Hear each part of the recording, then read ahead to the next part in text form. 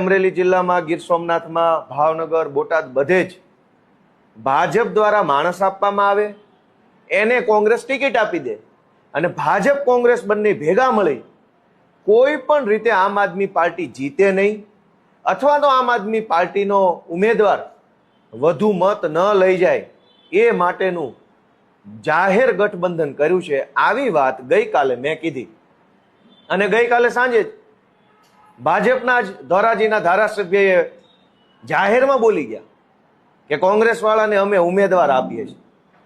જે વાત આમ આદમી પાર્ટીના પ્લેટફોર્મ પરથી મેં સવારે કીધી એ જ વાત સાંજે ભાજપ વાળાએ કન્ફર્મ કરી.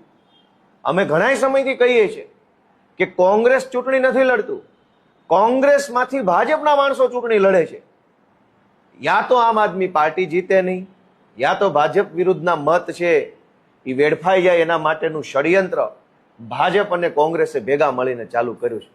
આવું જ ષડયંત્ર વિસાવદર વિધાનસભાની પેટા ચૂંટણી વખતે કર્યું હતું કે કોંગ્રેસની અંદર ભાજપમાંથી ઉમેદવારો મૂકેલા અને આજે ફરી વખત એમને ભોપાળું સામે આવ્યું છે.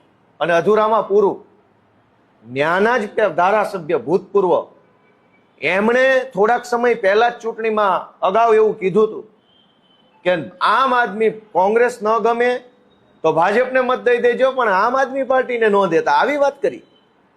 અને આજે એ જ વિધાનસભાના ચાલુ ભાજપના ધારાસભ્યએ પાછું ગુજરાતની અંદર જાહેર કર્યું કે કોંગ્રેસ અને ભાજપ બે મળેલા છે.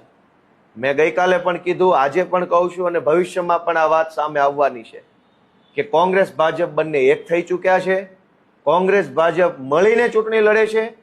કોંગ્રેસની અંદર ઉમેદવાર ઊભા રાખવાનો નિર્ણય ભાજપ કરે છે અને ભાજપે મોકલેલા માણસોને ટિકિટ આપી અને કોંગ્રેસ એને ચૂંટણી લડાવે છે.